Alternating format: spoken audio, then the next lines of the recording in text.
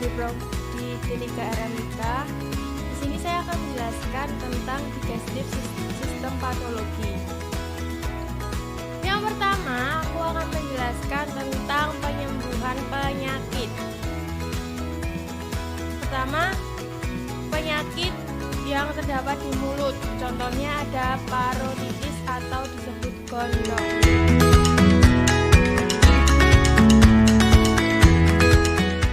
Gondong adalah infeksi pada kelenjar parotis.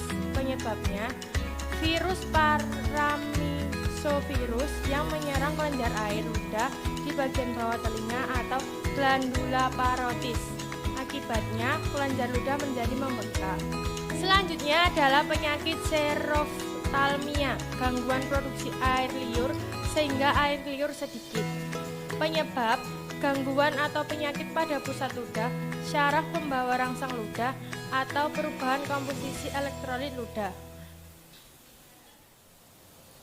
Untuk penyembuhan penyakit parotitis, penderita harus banyak istirahat dan makan makanan asam, juga mengonsumsi obat pereda panas dan nyeri. Sedangkan seroftalmia, penyakit ini dapat disembuhkan dengan makan makanan yang asam dan banyak minum.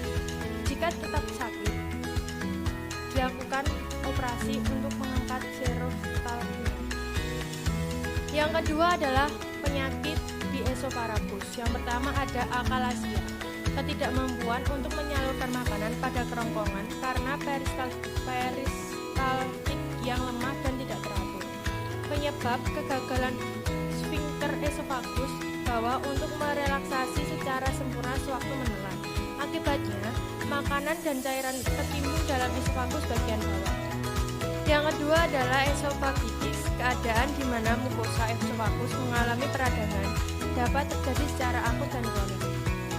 Penyebabnya keadaan yang ditandai dengan mengalir kembalinya asam lambung dari lambung ke esofagus. Yang ketiga adalah karsinoma esofagus, pertumbuhan ganas dari sel-sel epitel yang cenderung menginfiltrasi jaringan sekitar esofagus dan menimbulkan metastasis atau penyebaran tumor atau kanker. Yang keempat adalah gastroesophagus reflux atau peristiwa masuknya isi lambung ke dalam esofagus. Selanjutnya adalah penyakit yang terjadi di dalam lambung. Yang pertama, gastris atau radang akut pada dinding lambung. Yang kedua adalah kolik, rasa sakit pada saluran pencernaan akibat penyumbatan saluran pencernaan. Yang ketiga, tungkak lambung, luka pada lambung yang umumnya disebabkan oleh infeksi bakteri sehingga ada luka pada dinding lambung bagian dalam. Yang keempat adalah peritonitis, peradangan yang biasanya disebabkan oleh infeksi pada selaput rongga perut atau peritoneum. Berikutnya adalah penyakit yang terjadi pada usus. Yang pertama adalah apendiksitis atau radang pada apendiks. Yang kedua adalah diare.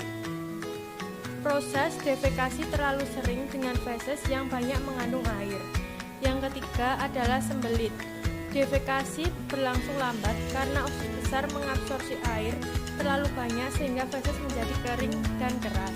Yang keempat adalah hemoroid ambeien atau wasir, keadaan membengkaknya vena pada anus. Yang kelima adalah penyakit yang terjadi pada pankreas, yaitu pankreasitis atau peradangan pada pankreas. Yang terakhir adalah penyakit pada sistem digestif yang lainnya. Contohnya salmonella, gangguan alat pencernaan akibat keracunan makanan, dan bakteri Clostridium yang terdapat pada makanan kaleng yang kadaluarsa. Dan yang dapat saya sampaikan, apabila ada salah kata, mohon maaf. Wassalamualaikum warahmatullahi wabarakatuh.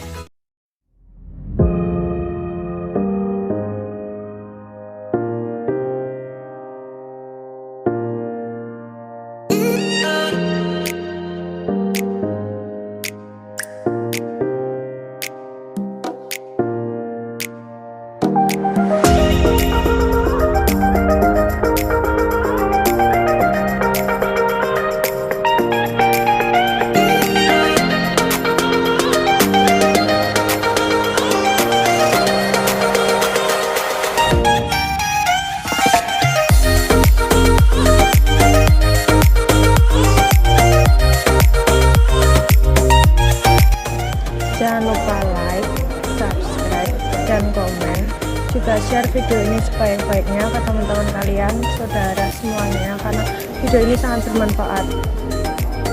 Juga like kalian berguna untuk nilaiku. Terima kasih.